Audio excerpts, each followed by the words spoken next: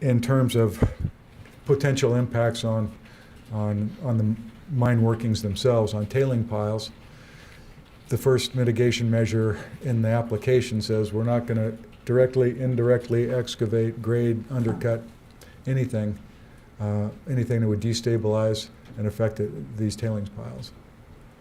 And we assume that those anti-degradation measures would all be made conditions of approval of the CUP. In terms of this possibility of excavating and breaking into a mine tunnel, as Keith indicated, we know pretty well where they are. Some of the old drawings that show mine workings, they might be old, but they're beautiful, and they're more detailed than you'd ever see from anything now. The only problem with them is getting them geo-rectified, and that's where new technology steps in, and we can survey and know that's where that is. The historical documents that we talk about how mining developed in the watershed, we know all of that. So even though we may not know where towers go, where lift towers go at this point, because the lift designers and engineers have to come in and figure that out first, we know where they won't be. And they won't be on mine tailings piles, and we have the wherewithal to make sure that they're not over a mine tunnel.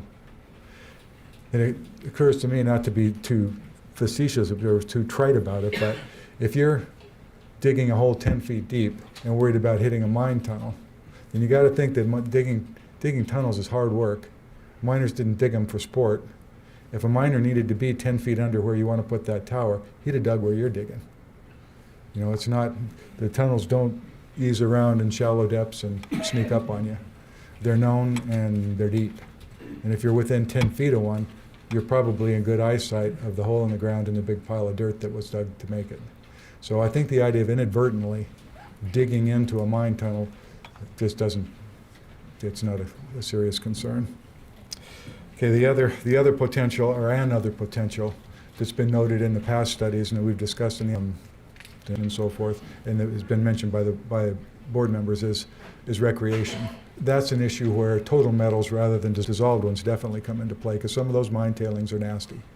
And running a motorized vehicle around on them, anything that creates dust where it's going to be breathed by humans is a bad thing, and it releases material to where overland flow and the next rainfall and so forth will carry it into the water system.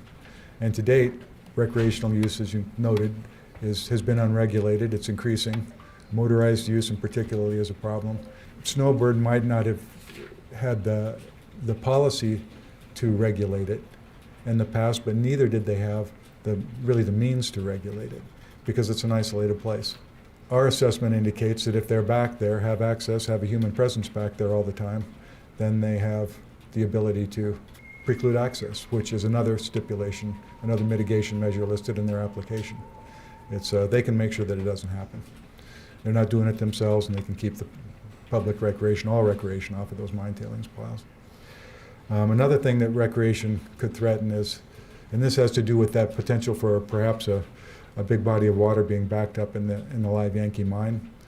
I think you're aware of their efforts working with Ted Fitzgerald, with Trout Unlimited and so forth, to create a drain structure in one of the portals of that mine.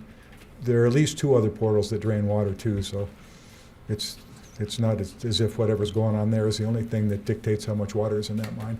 But point being that they've constructed that improvement, that remediation, which results in a dramatic improvement in water quality immediately below the site. If they can maintain it to the degree that it's effectively maintained, it continues to route water around the tailings pile and achieve those water quality objectives. And the other thing it does is assure a drain, that any water that's accumulating in that tunnel actually does drain. It's got cobble rock behind it, geotex fabric over it, covered with earth. Its intent is to keep water flowing through there, and it doesn't tex fabric over it.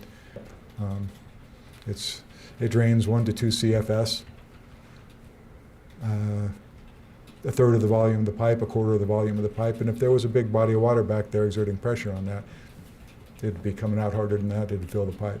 So to our estimation, that looks like a system that's in equilibrium. As water builds up in the tunnel, it drains. And then in terms of winter recreation, as is, I guess, logic and it dictates and has been said here, it's not happening any place but over several feet of snow that preclude any impact on the ground surface. Anyway, so that recreational user days, the number of people recreating there would certainly increase, but what they're doing would be much less impactful on these potential sources of contaminants.